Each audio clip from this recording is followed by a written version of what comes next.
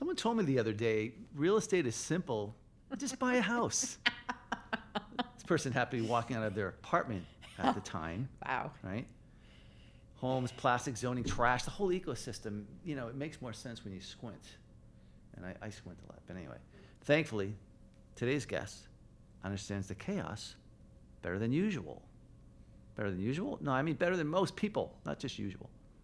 Welcome to the Sane Estate.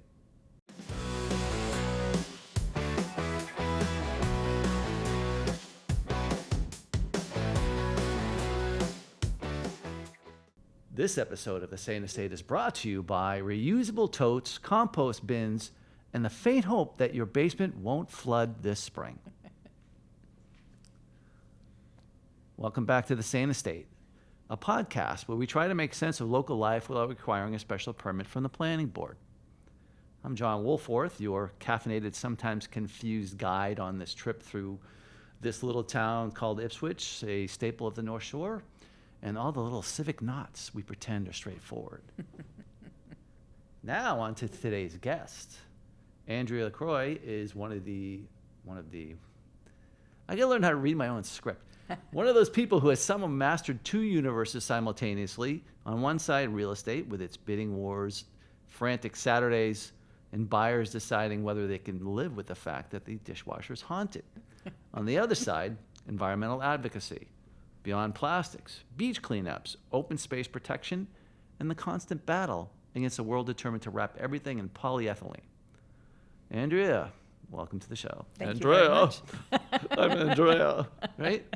Andrea, whatever you want to call me, Somebody- as I- that long was- as you stop using single-use plastics. Now that's a big ask, right? Yes. And in pretty much every staple of life, we have plastics. It just seems like inescapable. Now, we know that to some degree, it's not 100% escapable, but I think we could really do a better job than we're doing, and that's why I want to get more insight from you on this. So I guess the first question, though, is, I don't think I ever asked you, are you from the North Shore? Where are you from originally? So I grew up in New Jersey. New Jersey. New Jersey. I'm a Jersey girl. By the Pine Barrens? Get out of here. No, from the right next to Asbury Park, on Oh. the shore. Yep. Bruce. Yep. The boss. Exactly. All right. Exactly. But I went to college in Massachusetts, and so did my brother. And my brother and I neither went back. So I've lived all over like the Metro West area, and then I met my now husband, and he's sort of from Ipswich. He's got family here, so when we decided to move in together, I had been coming back and forth, and I mean, come on, it's freaking beautiful here. Like, so Absolutely. this is where so I've been here for 20 years. So I'm not from the North Shore, but I'm from the North Shore. So you're a little less of a newbie than I am. Yes. I mean, I've only been here 8 years, so Yes. I'm way behind, really. Exactly. Yeah, but But, you and I will never be townies. Don't say that. I have hope. I still have hope. Anyway, so that's how you kind of got here. But so what drew you into real estate? Was this like sort of a passion for you, or is it like? Yeah, so my mother was a realtor. My dad's a financial planner, so they've been entrepreneurs their whole life. They also, for a very long time, I was afraid to be my own boss, Oh, yeah? even though I had two parents that were. So for years and years and years, I worked corporate, never really loved it, and didn't really climb the corporate ladder all that much. And I was in and out of a lot of jobs. The industry that I was in, it was first in, first out. So all these small companies I worked for, they hired when they needed people, and then they let them go when you didn't need people. So the last time I got laid off, I just decided, I already had my real estate license. I've had it for 25 years. And I just decided, you know what? I can make it in real estate, and God, Whoa. I should have started my real estate career so much earlier because, yeah, it's been great. You found out you were good at it. People tell me I'm pretty good at it, and it's been good. I've loved it. I think it takes a special type of person to do real estate because, I mean, a lot of people, and you know this, they go, I'm going to go get my realtor license. How many of them actually succeed at it? Right. Yeah, I think it's just in my blood. Like I said, my dad's a financial planner. My mother's a realtor. Well, my mother's passed, but so So it's just sort of in my blood. And I do really love it. So.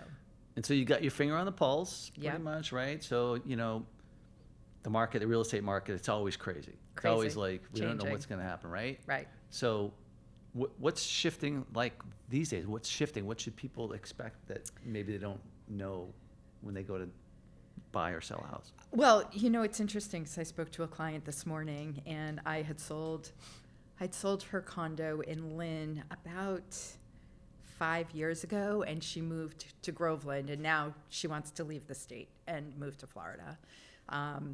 And so we were talking about the differences in the market, and it's interesting because she really had no idea. She's like, I don't pay attention to those things. You're the expert. I let you do that. But what's really shifting is that, we've been in this insane seller's market. You could put a dump on the market and get bidding wars over asking. Yeah. And now you can't. I mean, some properties are always going to be hot properties and are always going to draw in a mass amount of buyers and still get bidding wars. But, it's really becoming a more balanced market, which is really great because it hasn't really been fair to buyers for a while. Right. They see a property and I'm like, okay, do you want to make an offer? They're like, I just saw it an hour ago. Offers are due, in 2 hours. We need to get this done. So that's ending. That's It's insane. And then also, Crap. there's a new home inspection law, which doesn't say that a buyer has to do a home inspection, but a seller can no longer condition accepting an offer on the fact that there's a home inspection or not. So every offer that comes through, there's going to be a home inspection period, and it's not until an offer is accepted the buyer can say, oh yeah, no, I'm not going to do it. So that's really leveling the playing field, which I think is fair, and I do think it's fair for buyers to do home inspections. Well, there you go, right? There's horror stories out there about that, like That's right. saying, oh no, I want the house, so I'll just forego the inspection. That's right. And then next thing you know, it's like they thought it cost them a lot of money to buy it, and then how much money they're sinking into it Correct. after the fact. Correct. Right? I've been pretty lucky. I've had a few buyers that have called me up with unexpected expenses, but for the most part, it hasn't been horrific. Okay. Yeah. So what do you think is what causes the change now in less demand?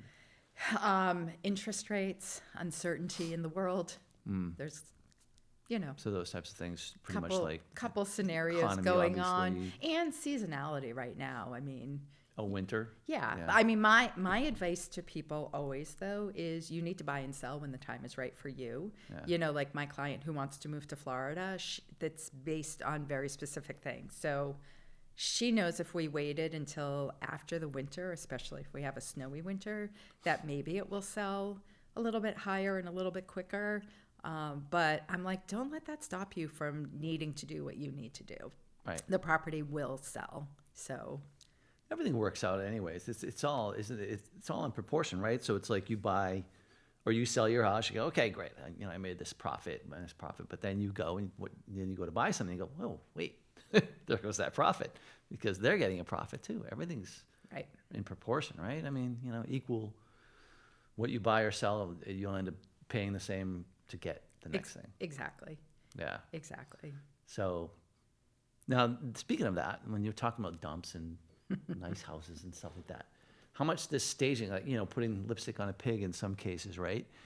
How much does staging matter in the long run? And, what mistakes do sellers repeat when they're trying to sell their house in those conditions? I do think it matters a lot. So a house that looks really presentable and move in, and a buyer can picture their furniture in there, versus a place that just doesn't look great.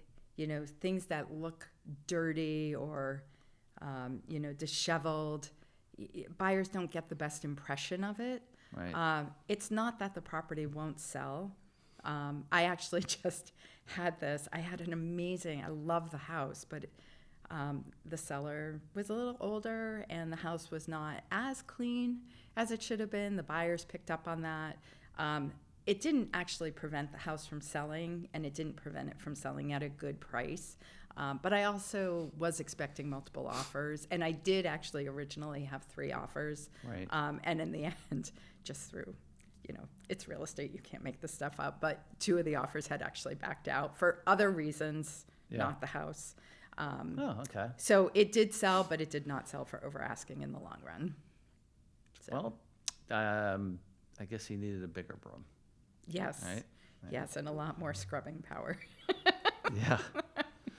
So you're going through this, you're just cruising through your real estate career, and then all of a sudden, get hit with a plastic ball or something. Yep. Right? Like, what caused this, all of a sudden, this focus on sustainability and minimizing plastic use? And, this is sort of like now it's in your blood, and you're passionate and like threatening people, if they don't change their ways. So I just want to know how this ended up being a personal vendetta. I mean mission.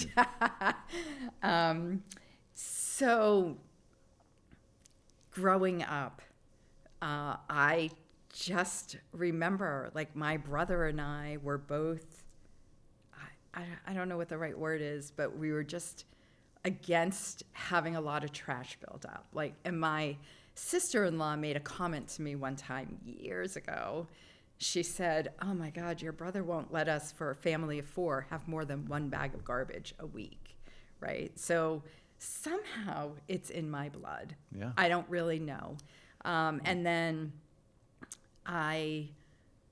when I first moved to Ipswich in 2005, I think that is about when the it was actually the recycling committee, when the recycling committee in Ipswich started. And I didn't jump on the bandwagon right away, but several years later, and I have to look up the date, but I've been on the waste reduction committee. I'm calling it the waste reduction committee because we changed the name. Yeah. I've been on it for, 10, 12, 13, 14, I don't know. I'd have to go back and look at the records, but I've been on it a really, really long time. So I don't know, something about it just drew me in, and I really wanted to be on the committee. And the committee's great. We deal with the changes in garbage collection, solid waste. There was a woman on the committee that helped start the compost program. I begged to be on the pilot program because I was a little outside the area, but Right. it was so important to me. I've been wanting to compost for so long, but didn't have an outlet to do it. We do collection events and whatnot. So I've been on that committee for a while, and I've just met regional people that are in DPW. There was this woman, Sharon, who she was the head of the district, and she organized these meetings between 7 towns in the area, like Hamilton, Beverly, Manchester. I can't remember all of the ones. Right. And we used to meet quarterly together, and we would talk about the challenges and the wins of each of the different towns, because all of our towns handle solid waste differently and composting differently. Sharon left, but I'm still in touch with her, and through her and just being in this world, I'm on all these different networks. I get all these different emails with things. So in the fall of 2022, there was this class being offered by Beyond Plastics, and it was $100 to take a class on plastics. And at first I just dismissed it, and I was like, what am I going to learn about plastic? It's a trash issue, right? Everyone knows it's a trash issue, and it's being shipped to third world countries. So I'm like, you know what? I have nothing better to do, so let me just take the class. And oh my God. Right? I never really thought about the industry and how bad they've played us. I never really understood the health consequences, but plastics are such a big health issue.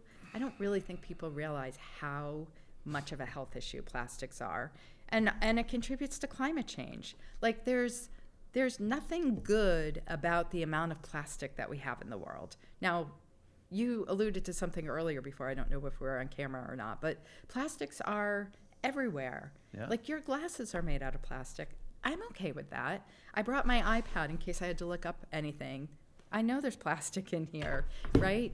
I see there's a necessary evil in some cases. Exactly. So I'm really focused in on unnecessary single-use plastics. Like 42% of all the plastics that we have that are being created today are unnecessary single-use packaging, right? Yeah. Like you go to the grocery store and you find all this fruit cut up. It's so convenient. Well, But yeah. but you're using this plastic for, I think on average 12 minutes, and it never goes away, right? They're just catering to. I don't want to say it, but actually, no. Some people are lazy. They don't want to spend the time to cut a piece of cut fruit. Right. Right. Exactly. Let's make it more convenient for me. But who cares if it's in plastic, right? Yep. But you see, it's creeping into our worlds more and more and more. Like you go to the grocery store too, and like bakery items that used to be in bags. Like I used to be able to buy, a dozen cookies in a bag. And now it's in a plastic bag. And now it's in plastic. Or cake. Like if I need a cake, I actually go to the bakery because they put it in the cardboard packaging, not in that shell that's sitting on a plastic tray. It's like, someone made a comment to me recently. She's like, oh my God, I have so much plastic piling up in my house. And I'm like, you know what? I have some, but I have very little because I have made conscious choices to not purchase those products. But because of this, right? Obviously this is a passion, so it's in your blood. But what else is in your blood? What do you mean? That's related to what you're trying to minimize. The classics. So when I took the class, it really sparked something in me, and I immediately signed up to become a speaker. And so there's really a couple of different ways that we're going to tackle this problem. We have the industry out there, and the industry is not stopping. I mean, they plan to triple or quadruple plastic production by 2050 and 2060. I've heard both of those statistics, so I don't really know which statistic is true. But even if it's just tripled by 2050 or 2060, it's just a lot. So the industry, so Beyond Plastics, the organization is really a policy organization. That's really their main focus. The founder of the company is Judith Enck, and she used to be the EPA administrator under Barack Obama. And so she really understands government and policies. Right. So that's her focus, but Beyond Plastics was great and recognized that, you have a lot of people that want to do different things. So I'm not so much into the policy, but I'm definitely into the education.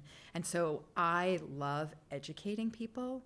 And through all of the education that I do to people, I have made people empowered, right? It's going to, right. The power of the purse, I don't think people realize how big the power of the purse is. So if everyone all of a sudden stopped buying plastic water bottles, do you think they're going to keep producing as many plastic water bottles? Supply and demand would say no. Exactly.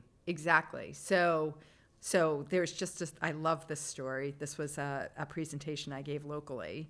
And after my presentation, a woman was at the grocery store and she was in the produce aisle. And she saw someone putting a single lemon into a produce bag. And she just stood there for a minute. She goes, oh my God, that is just bad. I should say something. So she finally got the strength to go over to this woman and say, do you really need a plastic bag for one lemon? And the woman goes, oh, I guess I really don't. And so now, not only is the woman that I spoke to directly going to make a change, but the woman that she spoke to is going to make a change. So little by little, people make little changes in their life. And I know people don't think that these little changes make a difference, but they really do. They really add up. And by the way, I'm just going to go back to what I said before. I don't have a lot of plastic piling up in my house because I have made conscious choices to not buy those products. Right. And so I feel so much better about my own health and my own household. I just feel so much better that we don't have all this stuff piling up. So it seems small, but it's not. It's significant. So this, okay, that's an excellent point. And you just made me realize I've been kind of doing that, and I didn't even realize it was a good thing. Yeah. I mean, I'm just looking at it like pragmatically, like, do I need this bag? I don't need this bag. Right. Like you just said, right? Especially like fruit that has firm outsides, like oranges and lemons and Right. limes. I never put them in a bag. Exactly. Just throw them in the cart. Exactly. Take it. Right. Anyway, so but what I was alluding to before was, I should have phrased this differently. It's like, the whole microplastic issue, and you want to minimize it because this passion thing is in your blood. But what is literally in your blood Is plastics. There you go. Yeah, exactly. I mean, a lot of people don't know this. It's every single, it's funny, the studies came out, slowly, and you'd get a study that says, plastics have been found in the heart, plastics have been found in the kidneys, honestly, we have plastics everywhere. So let me just say something about that, because I always talk about this in my class. Babies are being born pre-polluted today, okay? It's terrible. Plastics are an endocrine disruptor. All the chemicals in the plastics are endocrine disruptors.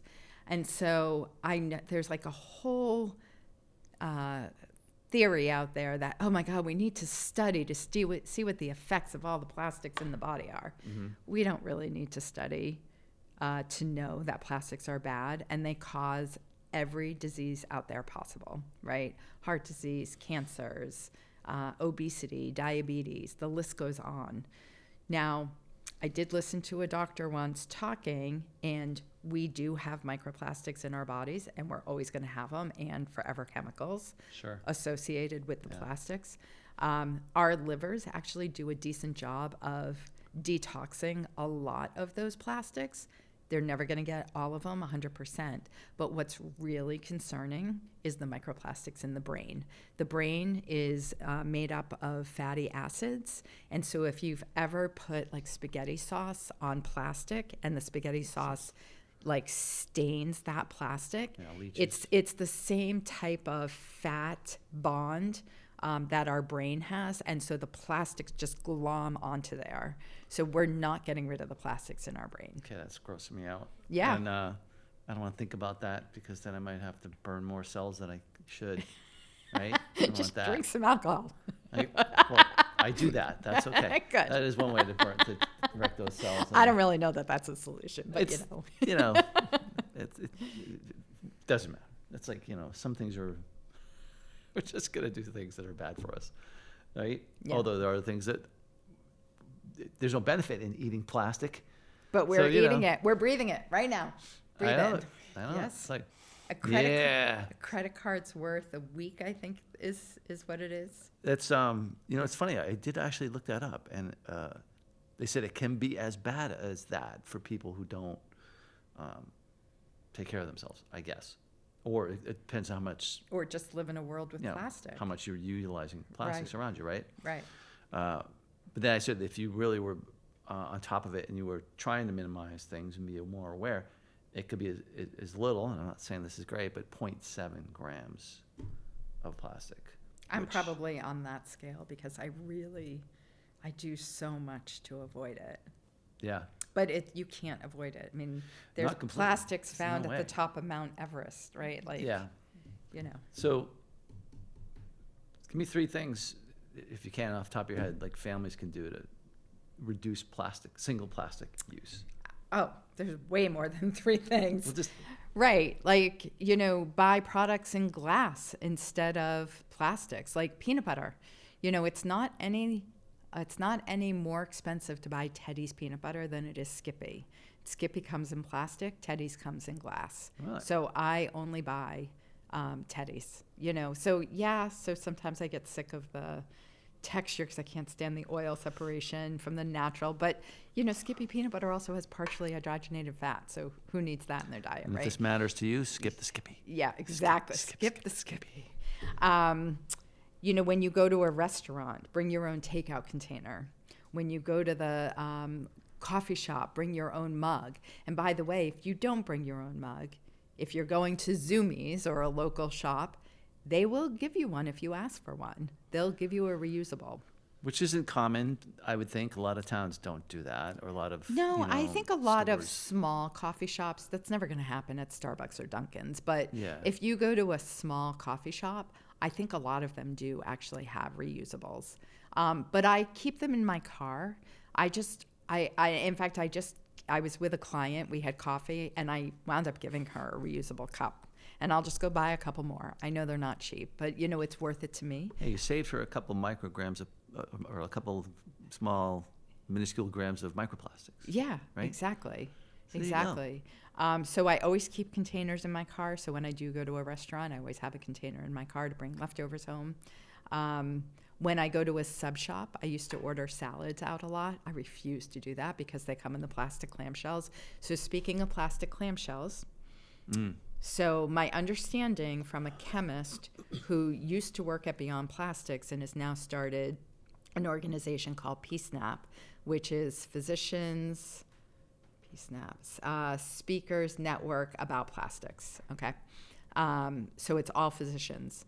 Oh, nice. And she works with chemists. So she's got a PhD, she's got a medical and a historical background. She's an amazing woman. She trained me to be a speaker. But she swears that chemists say that those clamshells, based on the way that they're made, are not recyclable. If you go into the Mass DEP website and you go to Recycle Smart or Recyclopedia, there's a couple of different ways to get there. Massachusetts does have this really great resource called Recyclopedia. Yeah. So you can put in any item to find out whether it's truly recyclable or not, and they'll tell you whether to throw it in the recycle bin or the trash. Plastic clamshells are listed as being recyclable. I don't truly believe they are, and so I don't put them, if I do get them, which I never get them anymore. But if I did happen to have one, I would throw it in the trash. Well, you showed me that cool video where the guy's talking about how they scam us. Yes. And saying, hey, by the way, a lot of these plastics aren't recyclable. They just pretend they are, and they do this numbering system to just confuse you, and you end up throwing them all in the same bin, and then they get contaminated. Right. Right. Right. So that's silly. Yeah. Right. But this is their little scam, I guess, the way that they do things. Right. So the American Chemistry Council and Keep America Beautiful and a lot of these different groups were actually started from the plastics industry. Crazy. Yeah, because they want to make us think I mean, these organizations like Pepsi and Coca-Cola, who are two of the biggest polluters, they want us to believe that it's our fault that we're not doing the right thing with the products that they manufacture. I drink neither. Well, thank you, but they also make a ton of other products. I know, right? but I don't probably drink so it's most not of them just, either. maybe people don't realize this, but chip bags are plastic. Yeah. And they cannot be recycled. Right. So actually, and there's two companies out there in particular, might be others. There's two companies out there in particular that I think are also providing a good amount of greenwashing. And that is Ridwell, which is on this huge campaign right now in this area, and TerraCycle. They're slightly different, but kind of the same type of organization where you purchase a bag or a box and you can put in those hard to recycle items like the chip bags and other film plastics and whatever else they include. I don't really know. And then you can mail it back to them. So you have to pay. So you're paying for this product, this chip bag, and now you're paying a second company to dispose of it when more than likely it's just going to wind up in the trash anyway. But they're greenwashing you, making you think that you're doing the right thing. So you need to really be careful because there's so many people that I've met. They're like, oh my God, I love Ridwell. I'm like, oh my God, I think they're the biggest scam out there. Yeah. So it all depends on the perspective and the knowledge, right? Yeah. So that's what you made. Okay, it took me a second to realize what you meant by greenwashing. So brainwashing people to pretty much believe that they're crusading. Yeah. For a good cause, but yeah, it's just benefiting them. Yeah, it also, I mean, I think that, back in the, I don't know the whole history. I was a kid in the 70s, but, I think when they started noticing that plastic started piling up a little bit, that's when they put out all of these campaigns. That's when the campaign with the Indian guy with the tear going down about pollution. And that's when recycling became this big thing, and that actually was created. The dude was from Brooklyn, Yeah, I thought, and he was Italian, I believe. I think he was Italian, yeah. But I didn't realize he was from Brooklyn. But I don't know. I'm just saying. Yeah. But really, these companies put the onus on us as the consumers, right. And we all bought into it for a real long time. We're like, oh my God, this isn't bad. Look, we can just recycle this plastic. But just throw it all in there. Just throw it all in Let there. God sort it out. Only 5% of plastic ever produced has been recycled. I mean, that number might not be 5%. It could be 9 or 10%. But let's be real. There are piles and piles and piles and piles of plastic that just build up. Let's talk about the plastic island in the ocean. Yep. Which So is there's about like the size 5. Of Rhode Island. Right. So there's like 5 gyres, and everybody thinks it's like this big mound, but what's really concerning, I mean, these gyres are created by the ocean currents, so they're in very specific places because of the way the ocean currents are. Sure. But what's really concerning, people always talk about, those garbage patches.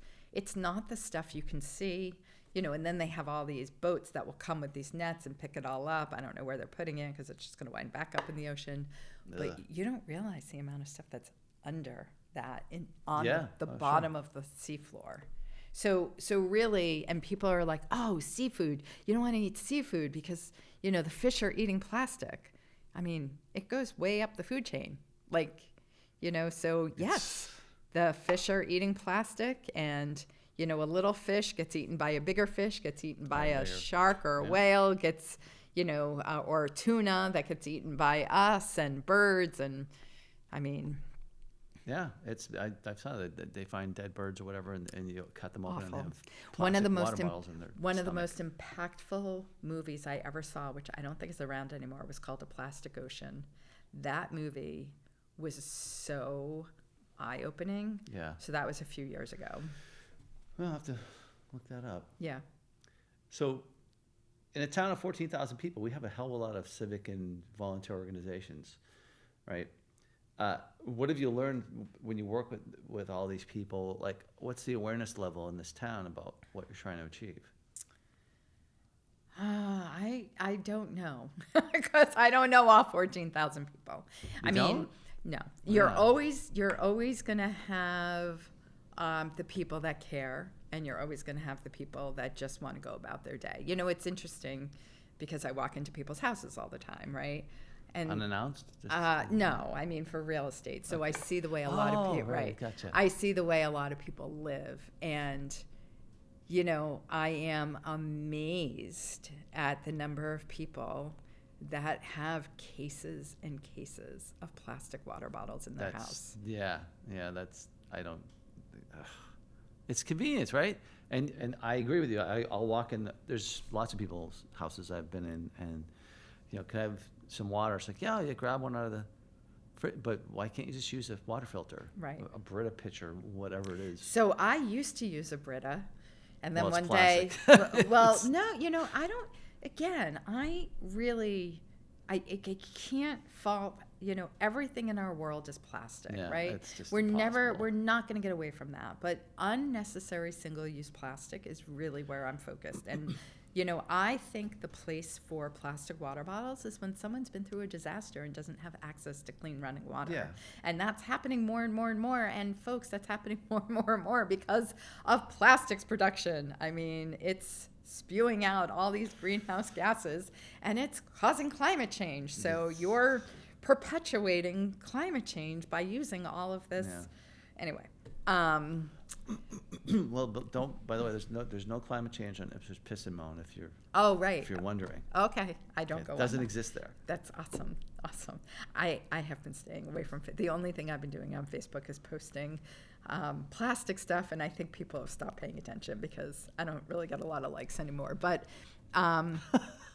well, and I really don't do anything else on Facebook anymore.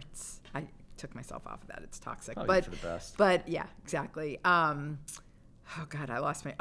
going back to the Brita. So one day I went to go fill my Brita and I noticed how dirty it was. Yeah. And I'm like, oh, this is really gross. Like, it's moldy. Like, Oh. you can't, at a certain point, you can't get it off anymore. So, we have a great refill store in Beverly called Unpack Living. And then there's some spread throughout other towns. So, Unpacked Living used to carry, they don't anymore because it's from England and the tariffs are too high. They used to carry these charcoal filters. Yeah. Thank God I have a girlfriend that lives in Arlington, and the refill store near her still carries them, and she got some for me. You can also order them online. It literally is like a stick, and it's a piece of charcoal. Yeah. And honestly, that's what's in your Brita filter encased Right. in plastic. So for the brand I use is $10 and it lasts 6 months. There's some other brands out there that are about the same price but last about 4 or 5 months, whatever. You just put it directly in your water and you let it sit in the water for anywhere between 1 and 8 hours, and it filters your water, and the water tastes so good. Wow. I can't begin to tell you. So I have 2 That's glass neat. jars.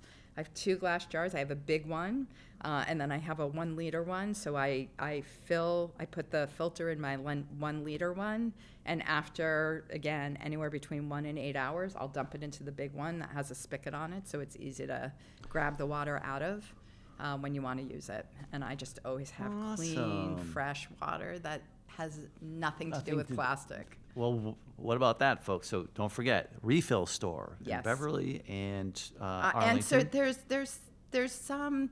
I have a list actually. I could email you of the Cool. ones in the We area. could throw that up there on the Yeah. Sane Estate page when we run this. Now I have to All find right. that list, but I know I have it somewhere. All right, you're under the gun now. So if you could change one thing in the next 5 years on the North Shore, what would it be? So one of the things that I really wanted to do, but what I've learned about myself is that I really love being an educator, and I don't really love getting into bylaws and, government, whatever. But a real low-hanging fruit is a bylaw called Skip the Stuff. So New Jersey has just passed it. There's a couple of other states that are doing it statewide.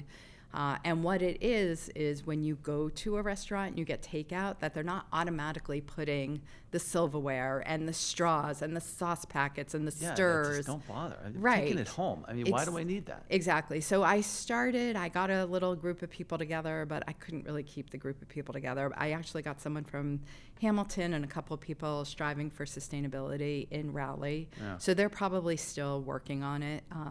I would love to still work on it, but I need some other people involved. So if you're listening and you want to be involved, please let me know.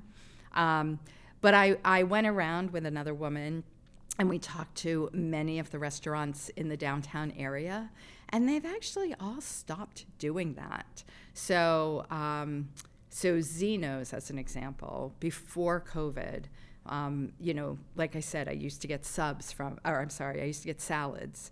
Yeah. And this is before I took my class.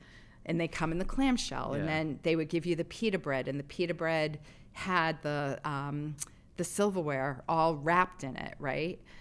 So I went to speak to them. This was probably 6 or 8 months ago. I went around to all these restaurants. She's like, "Oh yeah, I stopped doing that during COVID." And she's like, "I'm saving so much money," Yeah. because and the folks in Raleigh went to go talk to a restaurant, and the guy's like, "Oh my God, that makes so much sense. So I'm not giving them something that they don't want, and they're just throwing out anyway." That's exactly it. Yeah, because most people are just taking these items home. Now, people have needs for plastic utensils, which, by the way, cannot be recycled. And Right. black plastic is made out of old computer parts, so talk about toxic. But whatever. So, That's why I got smarter, though, after I used one. yes, no. No? Damn. Nice try. Yeah, but anyway, That does not compute. So there are some restaurants that could use a little help in that department, but for the most part, Ipswich is a green community. Our high school has won 2 presidential awards for being green and having green initiatives. So overall, Ipswich is we're not 100%. No one's ever going to be 100%. Sure. But we as a town are actually doing really well. All right. Fantastic information there, I think. I learned a few things. I do appreciate your insights, and I hope more people get on board and start, getting with the program, so to speak. Yeah. I think that'd be pretty cool. Today's episode is sponsored by the Purple Person Plastic Eater. Why is he purple? Because he ate plastic. He used to be green like all respectable peeps who conserve and reuse, but then someone handed him a single-use water bottle, and now he glows like a malfunctioning eggplant. The Purple Person Plastic Eater, saving the planet one regrettable snack at a time. Well, anyway, I do appreciate it again. Thanks for being here. It's been really cool, but you're not off the hot seat just yet. Okay. Okay? Because now it's time for something we call the lightning round. Oh.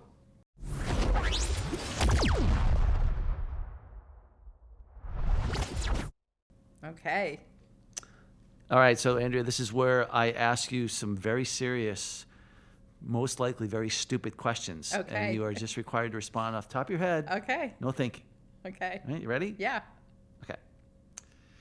If someone with a green thumb gets a cut off, does it grow back? Yes.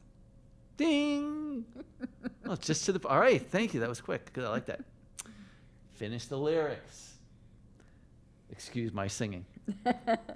It's up to you. Tell us who will be... Not using any plastic anymore. Well... Okay, I was reaching there for people our age because there was a show called Community Auditions Oh. that used to be on for years. Oh. Went all the way from like the 50s through the 80s.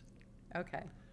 And that was the theme song. It was like, it's up to you. Your votes are going to determine who. It was a talent show. It was like Oh. America's Got Talent before America's Got Talent existed.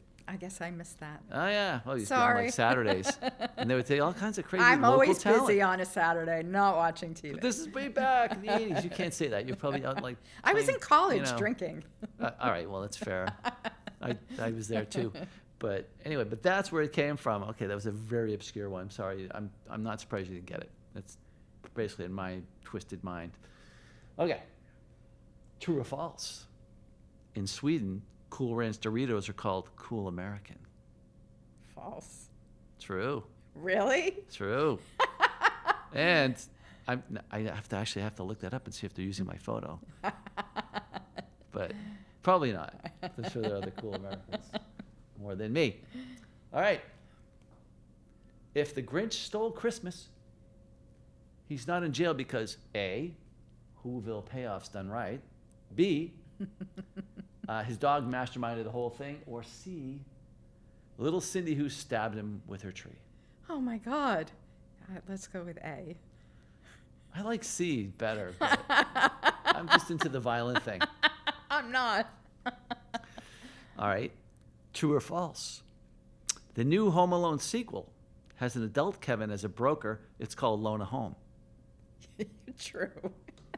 It's Nope, probably false. That's again, But I like that. my twisted mind. Thank you. There you go. And the final one for today is gingerbread really a bread? No. I agree with you. Actually, I just came up with one more. Do ornamental plants need hooks? Yes. They do? No. They're ornaments. Just saying. Well, anyway, Andrea, thank you for sharing. Thank you for playing. Thank you. Thank you for sharing your story and your work, behind your work, and both the homes people move into and the environment those homes depend on are in your wheelhouse. And so that's a pretty good combination. Yeah. If you enjoyed today's episode, subscribe, share it with a friend, or whisper, Sane Estate into the mirror 3 times. If you like that movie Candyman, you whisper 3 times in the mirror, you'd show up and kill you. But otherwise, we could just whisper Sane Estate. Go to Castle Hill and just whisper it into the wind. Yes. Now, maybe you're tuned in and saying to yourself, that dude sucks, but at least he might listen to me. We had fun, though. Yes. And you might be right. I might listen to you. If you want to be on the show and you would have a great story or reason to be on the show, reach out to us at guest@saneestate.com or visit the Sane Estate YouTube page or visit saneestate.com and fill out the form. there and tell us why you think you'd be a cool guest, because you have to be cool if you're going to hang out with me. Anyway, that's just kind of made that part up. Thanks for watching and listening. And until next time, this was the Sane Estate. And until then, stay kind, stay curious, but most of all, stay sane.